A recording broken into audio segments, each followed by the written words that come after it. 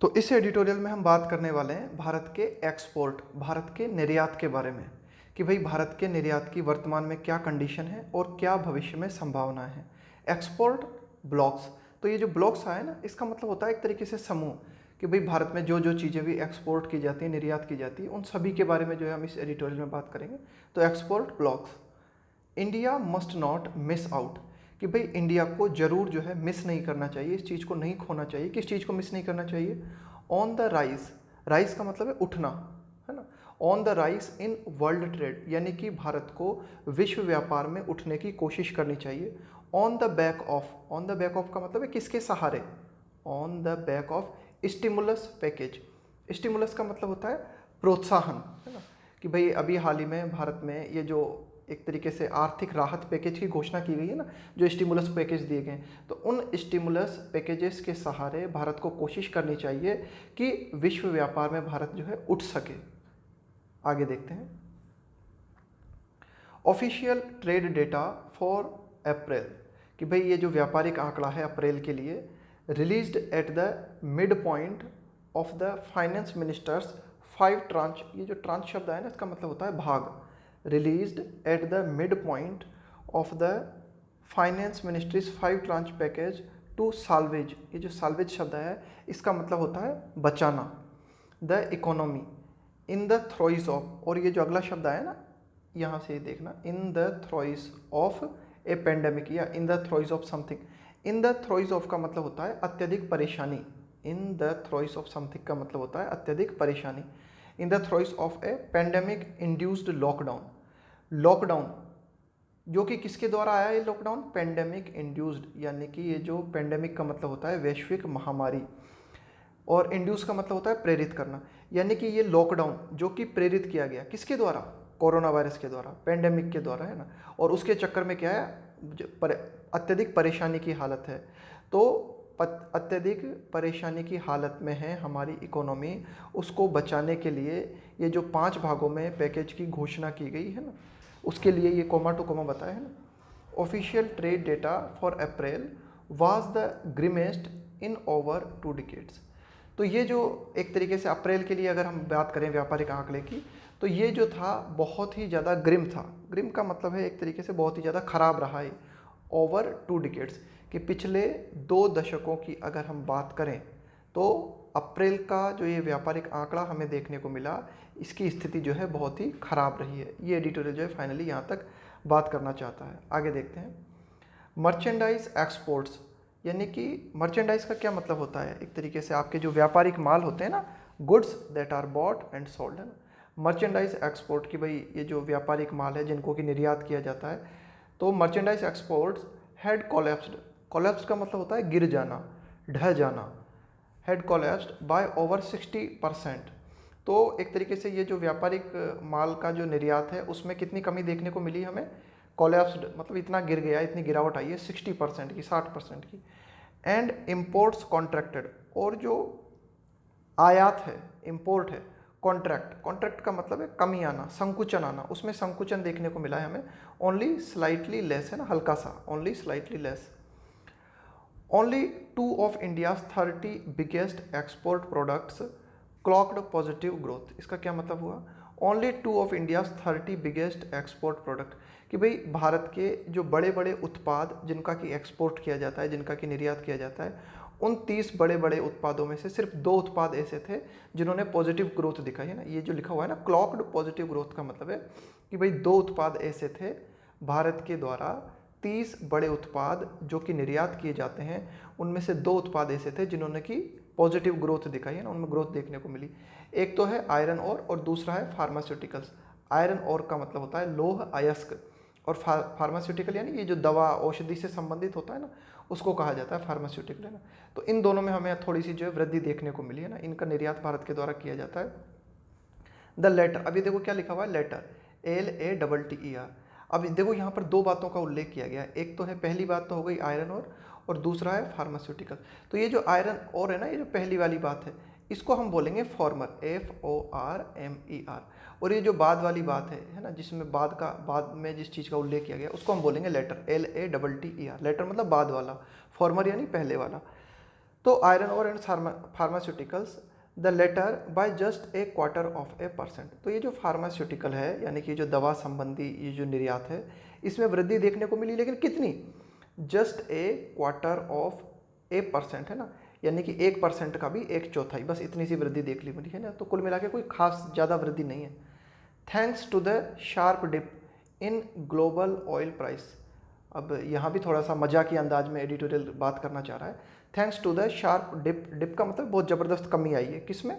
ये जो वैश्विक तेल की कीमतें हैं ना, इनमें जो बहुत ज़बरदस्त रूप से कमी आई है ना, इसका भला हो उसके चक्कर में क्या देखने को मिला हमें? ये भला नहीं हो, यहाँ क्या है, थोड़ा सा मजाकिया रूप में एडिटोरियल ने लिखी है ये लाइन जो है ना, कि क्या कहना चाह रहा है एडिटोरियल कि भला हो तेल की कीमतों का, वैश्विक रूप से जो तेल की कीमतों में गिरावट आई है ना, उसके चक्कर में हमें क्या देखने को मिला? Higher volumes of petroleum exports didn't help much in value term. Higher volumes of petroleum exports, कि हायर वॉल्यूम्स का मतलब है कि ज़्यादा मात्रा में, है ना, वॉल्यूम का मतलब है यहाँ पे क्वांटिटी, मात्रा, कि भाई ज़्यादा मात्रा में पेट्रोलियम का जो निर्यात किया गया उसके माध्यम से भी हमें पैसे के रूप में कोई लाभ प्राप्त नहीं हुआ। ये एडिटोरियल कहना चाह रहा है कि भाई एक्सपोर्ट में चारों तरफ गिरावट देखने को मिल रही है, तेल की कीमतें वैश्विक रूप से उनमें जो है कमी देखने को मिली है पूरे विश्व में तेल की कीमतों में। तो भारत ने ये जो तेल का निर्यात किया ना, उसके माध्यम से भी भारत को कोई ज़्यादा लाभ जो है प्राप्त नहीं हुआ है ना, पैसे के रूप में। इन वैल्यू टर्म्स का मतलब है कि मौद्रिक दृष्टि से अगर हम बात करें तो भारत को पेट्रोलियम को एक्सपोर्ट करके भी है ना कोई ज़्यादा फायदा प्राप्त नहीं हुआ है ना। The trade collapse was not surprising, कि भाई ये जो व्यापार में जो ज़बरदस्त रूप से गिरावट देखने को मिली है ये कोई आश्चर्यजनक नहीं है ना, इसको आश्चर्यजनक नहीं थी, है ना, कि भाई अचानक से हो गया हो। एज क्यों? The spate of national lockdowns around the world. Spate, ये जो स्पेट है ना, SPAT, इसका मतलब है बौछार, यानी कि बड़ी संख्या में। स्पेट का मतलब है एक तरीके से बौछार या फिर बहुत बड़ी संख्या में। As the spate of national lockdowns around the world have not only dented demand and investment. ये जो लिखा हुआ है ना, डेंटेड डिमांड एंड इन्वेस्टेड, तो यहाँ पे डेंट डिमांड का मतलब है डिमांड में कमी आई है, इन्वेस्टमेंट में कमी आई है। द ट्रेड कोलैप्स, कि भाई ये जो व्यापार में जो ज़बरदस्त रूप से हमें गिरावट देखने को मिली है कि व्यापार जो है हर जगह गिर गया है, ढह गया है, तो ये कोई आश्चर्यजनक नहीं था। क्यों? क्योंकि हमें बड़ी संख्या में पूरे विश्व में लॉकडाउन देखने को मिला, और इस लॉकडाउन ने न केवल डिमांड और निवेश में कमी की बल्कि साथ ही साथ बट ऑल्सो सीवियरली डिसरप्टेड, है ना, सीवियरली का मतलब है बहुत ही बुरी तरीके से, डिसरप्ट का मतलब है एक तरीके से बाधित कर देना किसी चीज़ को, है ना, global supply chains and shipping routes, कि भाई इस लॉकडाउन ने न केवल डिमांड में कमी की बल्कि साथ ही साथ गंभीर रूप से इसने बाधित कर दिया। किस चीज़ को बाधित कर दिया? ग्लोबल सप्लाई चेन, कि भाई ये जो पूरे विश्व की आपूर्ति चेन है ना, इस पूरी चेन को इसने जो है ठप कर दिया, चेन को ही रोक दिया। And shipping routes, shipping routes का मतलब है कि जिन रास्तों से वस्तुएं भेजी जाती है ना, उन रास्तों को इसने जो है एक तरीके से ब्लॉक करके रख दिया पूरे के पूरे ना। तो ये एडिटोरियल जो है फाइनली बात करता है, तो ये बिल्कुल तय था कि भाई व्यापार में तो जो है गिरावट आनी ही आनी थी, है ना। आगे देखते हैं कि इंडियाज़ एक्सपोर्ट्स, कि भाई इंडिया के ये जो भी हमारे निर्यात संबंधित उद्योग है ना, however were already in A free fall, कि भाई भारत के निर्यात की अगर हम बात करें तो ये जितने भी हमारे उद्योग धंधे हैं निर्यात से संबंधित, वो पहले से ही जो है उनमें कमी आ रही थी। इन ए फ्री फॉल का मतलब होता है मुक्त रूप से गिरना, कि भाई भारत का जो निर्यात अगर उसकी बात करें तो वह तो पहले से ही जो है गिरावट की दिशा में चल रहा था। The governments economic stimulus package in totality offered several reform commitment. The governments economic stimulus packages, कि भाई सरकार के द्वारा ये जो आर्थिक प्रोत्साहन के रूप में जो पैकेज की घोषणा की गई है ना, टोटलिटी है ना, मतलब कंप्लीट रूप में गवर्नमेंट के द्वारा ये जो आर्थिक राहत पैकेज की घोषणा की गई, इसने प्रदान किया, क्या प्रदान किया? सेवरल रिफॉर्म का मतलब होता है सुधार, कमिटमेंट का मतलब होता है प्रतिबद्धता, है ना, कि भाई इस आर्थिक पैकेज में हमें काफ़ी सारी एक तरीके से हम कह सकते हैं सुधार से संबंधित प्रतिबद्धता देखने को मिली। Improvements in the ease of doing business, ये जो शब्द लिखा हुआ है ना, ईज ऑफ डूइंग बिजनेस का मतलब होता है व्यापार करने को सुगम बनाना, है ना, व्यापार करने को और आसान बनाना। तो भारत ने जो आर्थिक राहत पैकेज की घोषणा की ना, उसमें हमें और क्या बातें हमें देखने को मिली कि भाई इम्प्रूवमेंट किया जाए, सुधार किया जाए, कि लोग अगर कोई भी बिजनेस करना चाहता है ना तो बिजनेस को सुगम बनाया जाए, है ना, अलॉन्ग विथ, साथ ही साथ सम फॉरबियरेंस। अब ये जो शब्द है ना फॉरबियरेंस, इस फॉरबियरेंस का यहाँ पर मतलब है temporary postponement of mortgage payments, है ना, कि भाई ऋण अदायगी को कुछ समय के लिए स्थगित कर देना ना। तो ये भी तो कही गई ना, आर्थिक पैकेज की जो घोषणा की गई, उसमें कहा गया कि भाई अगर आपको मॉर्टगेज पेमेंट जो आपको देनी है ना, उसको टेम्परेरी रूप से जो है स्थगित कर दिया गया। And a few shops for micro small and medium enterprises. अब ये जो शब्द है ना यहाँ पे शॉप्स, इस शॉप का मतलब है कि किसी को शांत करने के लिए दी जाने वाली वस्तु, यानी कि ये जो माइक्रो स्मॉल एंड मीडियम, यानी कि ये छोटे लघु और मध्यम दर्जे के जो एंटरप्राइजेस हैं, जो उद्योग हैं, इन्होंने भी मांग की लॉकडाउन की स्थिति में कि भाई हमारी हालत भी जो है बहुत ख़राब है, तो कुछ सौंप उनको दिए गए, मतलब कुछ राहत के लिए कुछ बातें उनको कह दी गई है ना, कि भाई ठीक है ये लो, आपको भी कुछ थोड़ी बहुत छूट दी जाती है ना। Many of which are also export oriented units. और ये जो मध्यम लघु और ये जो छोटे दर्जे के उद्योग हैं, इनमें से कई जो उद्योग हैं ना, आर ऑल्सो एक्सपोर्ट ओरिएंटेड। ये भी क्या है, एक्सपोर्ट ओरिएंटेड है, यानी कि एक्सपोर्ट में इनका झुकाव है, यानी कि इन उद्योग धंधों में भी एक्सपोर्ट जो है किया जाता है। आगे देखते हैं। हाउएवर, हालांकि there was no explicit respite. Explicit का मतलब होता है बिल्कुल स्पष्ट, और रेस्पाइट का मतलब होता है राहत, ऑफर्ड फॉर एक्सपोर्टर्स, कि भाई ये जो निर्यात करने वाले हैं, यानी कि निर्यात से जुड़े हुए जो लोग हैं, उनको क्लियर कट कोई राहत नहीं दी गई है ना। However there was no explicit respite का मतलब है बिल्कुल स्पष्ट राहत नहीं प्रदान की गई एक्सपोर्टर्स को, ये जो आर्थिक राहत पैकेज थे इनमें। The reserve Bank of India, कि रिजर्व बैंक ऑफ इंडिया ने क्या किया, 22 मई को डिड अनवेल, अनवेल का मतलब है अनावरण करना, है ना, किसी चीज़ को खोलना, अनवेल ए फ्यू मेजर्स, कि भाई रिजर्व बैंक ऑफ इंडिया ने 22 मई को कुछ उपायों की जो है एक तरीके से हम कह सकते हैं घोषणा की, इंक्लूडिंग ए स्पेशल 15,000 करोड़ लिक्विडिटी फैसिलिटी, है ना, कि भाई कुछ आर्थिक जो रिजर्व बैंक ऑफ इंडिया है उसने जो कुछ उपायों की घोषणा की ना, जैसे कि उसमें क्या क्या उपाय शामिल थे, 15,000 करोड़ रुपए पैसे प्रदान किए गए लिक्विडिटी फैसिलिटी, किसके लिए, for the EXIM bank of India. अब ये एग्जिम बैंक ऑफ इंडिया क्या है, एग्जिम बैंक ऑफ इंडिया है भारत का आयात निर्यात बैंक, है ना, कि इस बैंक का क्या काम है कि जो भी आयात किए जाते हैं या फिर ये जो निर्यात किए जाते हैं, इनको क्या करता है, ये बैंक वित्तीय सहायता उपलब्ध कराता है। तो इस बैंक को जो है रिजर्व बैंक ने एक तरीके से 15,000 करोड़ की सहायता उपलब्ध कराई। एंड देखो और क्या काम किया रिजर्व बैंक ऑफ इंडिया ने, and a 6 month extension, extension का मतलब होता है और बढ़ा देना, 6 month extension for importers to complete outward remittances. अब देखो रेमिटेंसेस का मतलब क्या होता है, रेमिटेंस का मतलब होता है भेजा हुआ धन। जैसे कि भारत का कोई व्यक्ति है, वो सऊदी अरब में काम करता है, तो सऊदी अरब से जब वो पैसा भारत में भेजेगा ना, तो उसको क्या कहेंगे हम, रेमिटेंस कहेंगे उसे। यहाँ पे किसकी बात की जा रही है, आउटवर्ड रेमिटेंस की। आउटवर्ड रेमिटेंस का मतलब क्या हुआ कि भारत से जो पैसा बाहर जाएगा, विदेशों में जाएगा, उसको बोला जाएगा आउटवर्ड रेमिटेंस। तो रिजर्व बैंक ऑफ इंडिया ने 6 महीने की छूट दे दी इनको, 6 महीने का समय और बढ़ा दिया, किनके लिए, इम्पोर्टर्स के लिए, है ना, इम्पोर्टर्स के लिए, जो आयात करने वाले हैं ना, यानी कि जो ये आयातक हैं, यानी कि जो विदेशों से चीज़ें आयात करते हैं। तो जब विदेशों से आप आयात करोगे तो आपका पैसा कहाँ जाएगा, विदेशों में जाएगा, बाहर जाएगा। तो इनको जो है थोड़ी सी छूट दी गई 6 मंथ की, importers to complete outward remittances, कि भाई इम्पोर्टर्स से कहा गया कि भाई आप ऐसा करो, आपके जो बही खाते हैं उनको जो है ठीक तरह से जो है एक तरीके से व्यवस्थित कर लो, है ना, 6 महीने का आपको टाइम दिया जाता है ना, ये आपका ये जो आउटवर्ड रेमिटेंस है इसको आप कंप्लीट कर लो फॉर एक्सपोर्टर्स। और ये जो निर्यातक हैं, है ना, जो निर्यातक हैं भारत के, एक्सपोर्टर्स हैं, the maximum permissible credit period from banks was extended from 12 months to 15 months. तो इनको जो पैसा क्रेडिट किया जाता है ना, यानी कि इनको जो पैसा दिया जाता है, यानी कि जो निर्यातक हैं, यह अपने बिजनेस को सपोर्ट करने के लिए बैंक से जो पैसा लेते हैं ना, उसमें छूट दी गई इनको, है ना, 12 मंथ से 15 मंथ कर दिया गया है ना, 3 महीने और बढ़ा दिए गए, है ना। फॉर डिसबर्समेंट, डिसबर्समेंट का मतलब होता है अदायगी, है ना, पैसा जो दिया जाता है ना, डिसबर्समेंट, उसको पैसा देना समझ सकते हो आप डिसबर्समेंट का, मेड अप टू जुलाई 31, 2020, कि भाई ये जो एक्सपोर्टर्स हैं इनको बैंक्स के माध्यम से जो पैसा दिया जाता है इनके बिजनेस को सपोर्ट करने के लिए, है ना, जो ऋण अदायगी की जाती है उसके पीरियड को बढ़ा दिया गया, 12 मंथ से 15 मंथ कर दिया गया। आगे देखते हैं। The 3 month credit expansion for exporters was, तो यह जो 3 मंथ की क्रेडिट में जो छूट इनको दी गई, जो विस्तार इनके लिए किया गया एक्सपोर्टर्स के लिए, है ना, इनफैक्ट वास्तव में नॉट ए न्यू मेजर, तो यह कोई नया उपाय नहीं था, and had already been announced by the central bank on March 23, और यह उपाय पहले से ही 23 मार्च को सेंट्रल बैंक द्वारा घोषित कर दिया गया था।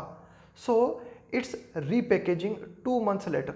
अब यह उपाय जो कि 23 मार्च को पहले ही सेंट्रल बैंक द्वारा घोषित कर दिया गया था, इसकी दोबारा से रीपैकेजिंग करना है ना, 2 मंथ बाद लेटर इसकी दोबारा से रीपैकेजिंग करना एज ए फ्रेश मूव, कि भाई 23 मार्च को ही आपने इस उपाय की घोषणा कर दी एक्सपोर्टर्स के लिए, लेकिन 2 महीने बाद आप जो है दोबारा ऐसा बोल रहे हो कि नहीं ये तो बड़ा ही नया कदम है, फ्रेश मूव है ना। तो ये क्या दिखाता है? ये दिखाता है suggest policy makers are running short of. Run short of का मतलब है कमी होना, कि भाई जो नीति निर्माता हैं उनके पास कमी है, किस चीज़ की? विचारों की। To prop up, prop up का मतलब होता है संभालना, है ना। टू प्रॉप अप ए की एम्प्लॉयमेंट जनरेटिंग बलवार्क, ये जो बलवार्क शब्द है ना, इसका मतलब होता है बचाव of the country's economy post liberalisation. Post liberalisation का मतलब होता है उदारीकरण के बाद। पोस्ट लिबरलाइजेशन का मतलब है, पोस्ट मतलब बाद में, उदारीकरण के बाद में ये जो हमारी अर्थव्यवस्था है, इस अर्थव्यवस्था को बलवार्क है ना, इसको बचाने के लिए, एम्प्लॉयमेंट जनरेट करने के लिए, है ना, कुछ आइडियाज़ हमारे नीति निर्माताओं के पास नहीं है, इसलिए वे क्या कर रहे हैं, पुराने ही जो कुछ नीतियां हैं ना हमारे, उनको ही दोबारा से जो है पैक करके प्रस्तुत करने की कोशिश कर रहे हैं। ये एडिटोरियल यहाँ तक बात करना चाहता है। In an employment intensive sector, in an employment intensive का मतलब क्या हुआ? इंटेंसिव का मतलब होता है गहन, तीव्र, कि सेक्टर, एम्प्लॉयमेंट इंटेंसिव सेक्टर का मतलब ये हुआ कि भाई ऐसे क्षेत्र जो कि मतलब ज़्यादा से ज़्यादा रोजगार प्रदान करते हैं ना, सच एज टेक्सटाइल्स हो गया, या फिर ये गारमेंट एक्सपोर्ट्स हो गया, ना कि ये कपड़ों से संबंधित जो व्यवसाय है ना, उनकी बात की जा रही है। विच फेल 16%, इसमें 16% की गिरावट देखने को मिली बिटवीन जनवरी एंड मार्च, जनवरी और मार्च के बीच में इसमें 16% की गिरावट देखने को मिली। फेल 91% इन अप्रैल, और इस क्षेत्र में ये जो टेक्सटाइल और गारमेंट एक्सपोर्ट्स है ना, जो कि ज़्यादातर लोगों को रोजगार प्रदान करता है, इसमें जनवरी और मार्च के बीच में 16% की गिरावट देखने को मिली। और अप्रैल में कितनी गिरावट देखने को मिली? इसमें 91% की, 91% की। द आउटकम, आउटकम का मतलब होता है नतीजा। For May is unlikely, likely का मतलब होता है ऐसा होने की संभावना है, अनलाइकली का मतलब है ऐसा होने की संभावना नहीं है। तो जो नतीजा मे के लिए आएगा, is unlikely to be any better. तो कुल मिला के ये जो हालात है ना, ये जो हमारा टेक्सटाइल या गारमेंट क्षेत्र है, इस क्षेत्र की हालत जो है देखो ख़राब चल रही है। अप्रैल में 91% की कमी देखने को मिली इसमें। तो ये जो मई का महीना रहेगा, इसमें भी परिस्थितियां खराब ही रहेंगी, ऐसा कुछ एडिटोरियल कहना चाह रहा है कि the outcome for May is unlikely to be any better, कि भाई मई में हालत सुधरेगी, इस बात की भी बहुत कम संभावना है। And the World Trade Organization, और ये जो विश्व व्यापार संगठन है, एक्सपेक्ट्स, ऐसी उम्मीद करता है, trade flows to slip, trade flow, कि मैं ये जो व्यापार का जो बहाव है ना, यानी कि एक देश से दूसरे देश में जो व्यापार होता है, टू स्लिप, है ना, तो इस व्यापार में कमी आएगी, स्लिप होगा ये, बाय बिटवीन 13% एंड 32% ओवर 2020, कि 2020 में यह जो एक तरीके से व्यापार है, इस व्यापार में गिरावट देखने को मिलेगी 13 से 32% के बीच में। द प्रोग्नोसिस, प्रोग्नोसिस का मतलब होता है प्रेडिक्शन, यानी कि भविष्य के बारे में कुछ कहना, उसको बोला जाता है प्रोग्नोसिस, है ना। तो यहाँ पे द प्रोग्नोसिस गेट्स इवन मर्कियर, मर्कियर का मतलब है और धुंधला हो जाना और अस्पष्ट हो जाना, कि भाई प्रेडिक्शन नहीं कर सकते हम बिल्कुल ठीक तरह से ना, बिल्कुल अस्पष्ट है प्रेडिक्शन करना। क्यों? When one adds to this the new barriers on trade in medical and food supplies imposed by over 90 countries. अब देखो एडिटोरियल क्या बात करना चाह रहा है कि भाई जो मेडिकल से संबंधित वस्तुएं हैं या खाद्य पदार्थ से संबंधित जो वस्तुएं हैं, है ना, इन पर क्या किया गया है, इन पर रोक लगा दी गई है ना। न्यू बैरियर्स का मतलब है कि नए बैरियर्स क्रिएट किए गए, नई रोक लगाई गई है। यह प्रेडिक्शन करना और भी मुश्किल हो जाता है और भी धुंधला हो जाता है जब आप इस चीज़ को शामिल करो ना, किस चीज़ को, कि नई रोक लगाई गई है विश्व के बाय ओवर 90 कंट्रीज, विश्व के लगभग 90 देशों के द्वारा जो है नई बाधाएं खड़ी की गई है। किस चीज़ को लेकर? कि ये जो व्यापार किया जाता है ना, किसका व्यापार, मेडिकल वस्तुओं का व्यापार या फिर ये जो भोज्य सामग्री है इसका व्यापार जो किया जाता है ना, इन पर 90 से ज़्यादा देशों ने भी जो है रोक लगा दी है।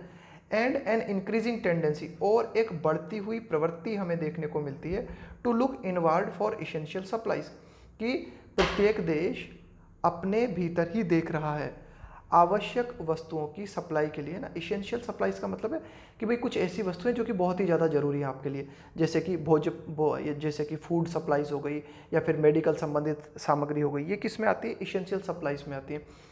तो प्रत्येक देश कोशिश कर रहा है कि अपने ही भीतर इन चीज़ों की पूर्ति हो सके, जैसे कि एज इंडिया इज डूइंग, जैसा कि भारत कर रहा है, as India is doing too, जैसा कि भारत भी कर रहा है, विद इट्स एम्फेसिस ऑन का मतलब है इस चीज़ पर जोर देना, सेल्फ रिलायंस का मतलब है आत्मनिर्भरता। हमने देखा ना, प्राइम मिनिस्टर नरेंद्र मोदी ने बात कही कि भाई भारत को आत्मनिर्भर बनने की जरूरत है। तो आत्मनिर्भर बनने की जरूरत है तो इसका मतलब है कि भाई ज़रूरत की जो भी सामग्री है देश में खुद ही पैदा की जानी चाहिए। तो इसी प्रकार की अप्रोच जो है पूरे विश्व में हमें देखने को मिल रही है। तो प्रत्येक देश जो है बाधाएं खड़ी कर रहा है कि ये जो भी आवश्यक वस्तुएं खुद के ही देश में निर्मित कर रहा है। तो इसके माध्यम से भी जो है ट्रेड फ्लो है उसमें कमी हमें देखने को मिलेगी आगे आने वाले भविष्य में। तो कुछ कह नहीं सकते, कुछ प्रेडिक्शन नहीं कर सकते, कुछ प्रोग्नोसिस नहीं कर सकते कि भाई व्यापारिक स्थिति कैसी रहेगी। आगे देखते हैं। The country is again pitching, the country is again, Bharat के लिए कहा जा रहा है the country is again pitch का मतलब क्या होता है, पिच का मतलब होता है एक तरीके से सहायता करना, है ना, to try to persuade someone to do something. The country is again pitching to become an alternative investment destination for big global businesses. कि भारत जो है इस देश के लिए भारत जो है इस बात के प्रयास कर रहा है, किस बात के प्रयास कर रहा है, राजी करने के प्रयास कर रहा है। किनको राजी करने के, भारत चाह रहा है, भारत इस चीज़ को चाह रहा है कि वह जो है एक वैकल्पिक निवेश का स्थान बन सके, अल्टरनेटिव वैकल्पिक निवेश डेस्टिनेशन मतलब स्थान, कि भारत जो है एक ऐसा स्थान बनना चाहता है जहां पर कि लोग जो है निवेश करने के लिए प्रोत्साहित हों, फॉर बिग ग्लोबल बिजनेसेस।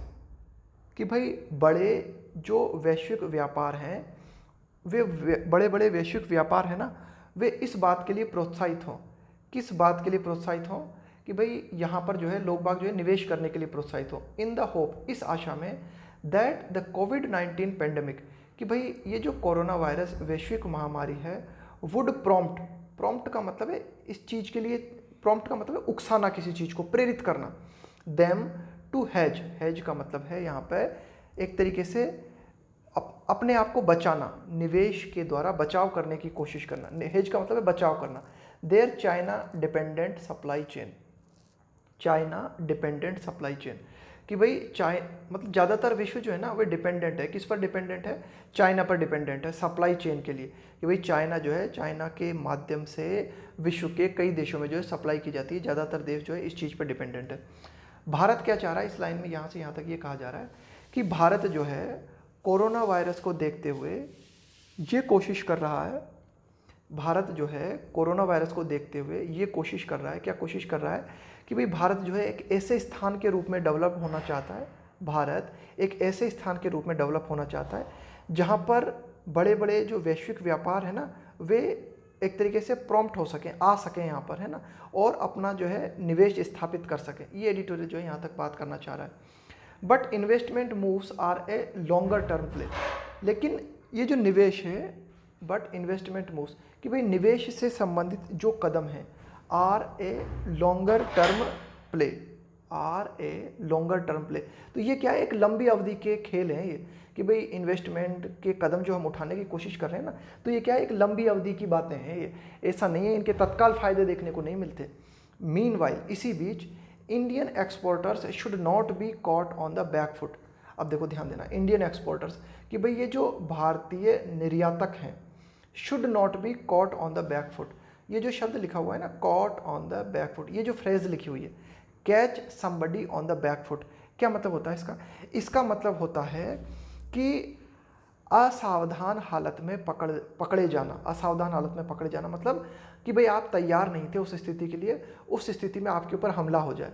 तो देखो एडिटोरियल ये बात करना चाह रहा है, एज बिगर स्टिमुलर पैकेजेस, एज बिगर स्टिमुलस पैकेजेस का मतलब है कि भारत ने तो स्टिमुलस पैकेज किए हैं, भारत ने आर्थिक राहत पैकेज की घोषणा की है, लेकिन विश्व के जो अन्य देश हैं उन्होंने और भी ज़्यादा बड़े आर्थिक राहत पैकेज की घोषणा अपने देशों में की है ना, अनाउंस्ड बाय अदर कंट्रीज, जो कि अन्य देशों के द्वारा घोषणा की गई है ना। किक इन, अन्य देशों ने भी अपने देश में आर्थिक राहत पैकेज की घोषणा की है, क्यों की है, किक इन का मतलब है शुरुआत करने के लिए, टू रिवाइव, रिवाइव का मतलब होता है पुनर्जीवित करने के लिए, पुनः जान फूंकने के लिए, डिमांड है ना, कि भाई डिमांड में तेजी आ सके, मांग में तेजी आ सके, इसके लिए अन्य देशों ने भी आर्थिक राहत पैकेज की घोषणा की है। तो गिव है ना, and give a minor fillip, fillip का मतलब होता है प्रोत्साहन टू इंटरनेशनल ट्रेड। एडिटोरियल ये कहना चाह रहा है कि हम जो उम्मीद कर रहे हैं ना कि अंतर्राष्ट्रीय व्यापार में बढ़ोतरी हो सकती है, कि भाई इंडियन एक्सपोर्टर हैं उनको जो है अंतर्राष्ट्रीय व्यापार में जो है कुछ फ़ायदा हो सकता है, तो हो सकता है फ़ायदा न हो। क्यों? क्योंकि अन्य देशों ने भी जो है आर्थिक राहत पैकेज की घोषणा की है। अन्य देश भी चाहते हैं कि उनके खुद के देश का ही जो है एक तरीके से आर्थिक विकास हो, है ना। तो catch on the back foot का मतलब है कि catch on the back foot का मतलब है कि आप जो प्रयास कर रहे हो ना अपनी व्यापार को बढ़ाने का, तो हो सकता है आपको कोई फ़ायदा ना हो। क्यों? क्योंकि अन्य जो देश हैं वे देश भी अपने व्यापार को बढ़ाने की कोशिश कर रहे हैं कि भाई भारत तो अपनी आर्थिक स्थिति को सुधारने की कोशिश कर रहा है, भारत चाह रहा है कि उसका जो है एक्सपोर्ट बढ़े, तो अन्य जो देश हैं, विश्व के अन्य देश हैं, वे भी तो ऐसी की ऐसी ही बात को चाह रहे हैं। तो ऐसा ना हो कि भारत के ये जो एक तरीके से एक्सपोर्टर्स हैं इनको कोई फ़ायदा ना हो, है ना, यही कहना चाह रहा है। Catch on the back foot का मतलब है कि भाई एक तरीके से हो सकता है कि भाई catch on the rock foot हो का मतलब कि भाई अन्य देश भी जो है अपनी तैयारी कर रहे हैं, अन्य देश भी प्रिपेयर हो रहे हैं, तो भारत को इसका कोई लाभ ना मिले, ऐसा ना हो जाए। ये एडिटोरियल जो है फाइनली बात करना चाहता है ना। तो इसी कुछ वोकैब देखते हैं। साल्वेज, इसका मतलब है बचाना, है ना। To try to make a bad situation worse का मतलब है कि भाई जो बहुत ही ख़राब परिस्थिति है ना उसको और ज़्यादा सुधारने की कोशिश करना। इस फ्रेज को देखना, इन द थ्रोइज ऑफ समथिंग का मतलब होता है experience something that is difficult, unpleasant और पेनफुल। किसी ऐसी चीज़ को महसूस करना जो कि बहुत ही ज़्यादा कष्टप्रद है ना। इसके अलावा मर्चेंडाइज का मतलब हो गया व्यापारिक माल, स्पेट का मतलब हो गया बड़ी संख्या में। इसके बाद में देखते हैं फॉरबियरेंस का मतलब हो गया temporary postponement of mortgage payments, ऋण अदायगी को कुछ समय के लिए स्थगित करना। सोप का मतलब हो गया, देखो ध्यान देना, सोप का मतलब समथिंग ऑफ लिटिल इंपॉर्टेंस और value that is offered to stop complaints और हैप्पीनेस, कि आपके मतलब आपके सेक्टर में लोग बाग जो है कंप्लेंट कर रहे हैं कि भाई हम परेशानी की हालत में, हमारी मदद करो, तो आप क्या उनको थोड़ी बहुत मदद उपलब्ध करा देते हैं ना, तो उसको बोलते हैं सौंप, किसी को शांत करने के लिए दी जाने वाली वस्तु। अगला है प्रॉपअप। प्रॉपअप का मतलब होता है संभालना, जैसे कि भाई कोई सरकार है, कोई सिस्टम है ना, वह बना रहे, है ना, specially by providing financial support, कि भाई कोई सरकार है या कोई सिस्टम है उसको आर्थिक मदद उपलब्ध कराकर उसकी स्थिति को संभालना, उसको बोला जाता है प्रॉपअप। बलवार्क का मतलब है बचाव, something that protects you from dangerous और अनप्लेजेंट सिचुएशन, कि भाई कोई भी ऐसी चीज़ जो आपको खतरनाक स्थिति से बचाती है उसको कहा जाता है बलवार्क, है ना, बचाव। पिच, पिच का मतलब होता है to try to persuade someone to do something, है ना, भाई किसी को जो है आप आकृष्ट करना चाहते हो कि भाई ऐसा करो आप, है ना, तो उसके लिए बोला जाता है पिच, है ना, कि भाई आप क्या कर रहे हो, उसके लिए मैदान साफ कर रहे हो, उसकी सहायता करने की कोशिश कर रहे हो आप। जैसे भारत क्या कोशिश कर रहा है, भारत कोशिश कर रहा है कि भाई जो विश्व के बड़े बड़े व्यापारिक बिजनेस है ना, उनको भारत कोशिश कर रहा है कि भाई आप आओ और भारत में अपना निवेश स्थापित करो, तो उसको बोला जाता है पिच। अगला देखते हैं हेज। हेज का मतलब होता है, हेज को भी देख लो, an investment made in order to reduce the risk of losing money on shares and bonds, कि भाई आपको खतरा है, किस बात का खतरा है कि आप जो है अपना पैसा गंवा सकते हो शेयर में और बॉन्ड में, तो उसके लिए जब आप निवेश करते हो ना तो उसको बोला जाता है हेज, यानी कि बचाव करने के लिए जो निवेश किया जाता है ना उसको कहा जाता है हेज, बचाव करना। इसके बाद देखो catch somebody on the wrong foot, कि भाई आप ऐसी हालत में पकड़े जाओ जिसके लिए आप तैयार नहीं थे। If something catches you on the wrong foot, इसका मतलब है you are not prepared for it, कि आप उसके लिए तैयार नहीं हो, असावधान हालत में पकड़ लेना, है ना। तो यही एडिटोरियल ने फाइनली बात की थी ना कि भारत के जो एक्सपोर्टर हैं, यानी कि भारत कोशिश कर रहा है कि वह अपना एक्सपोर्ट बढ़ाए, तो इसका मतलब क्या अन्य देश जो है वे चुपचाप बैठे हुए हैं, अन्य देशों ने क्या आर्थिक राहत पैकेज की घोषणा नहीं की है। तो एडिटोरियल ने फाइनली यही बात की कि भारत तो एक्सपोर्ट बढ़ाने की कोशिश कर ही रहा है, लेकिन अन्य देश जो है वे भी एक्सपोर्ट बढ़ाने की कोशिश कर रहे हैं, तो हो सकता है इसका कोई फायदा देखने को न मिले, है ना। फिलिप, फिलिप का मतलब होता है प्रोत्साहन, something which acts as a stimulus और बूस्ट, बूस्ट का मतलब है वही बढ़ोतरी होना, है ना, टू एन एक्टिविटी, कि भाई कोई भी आपकी क्रियाकलाप है उस क्रियाकलाप को बढ़ावा देने के लिए जो कुछ होता है ना छोटा सा, वो उसको कहा जाता है फिलिप, प्रोत्साहन।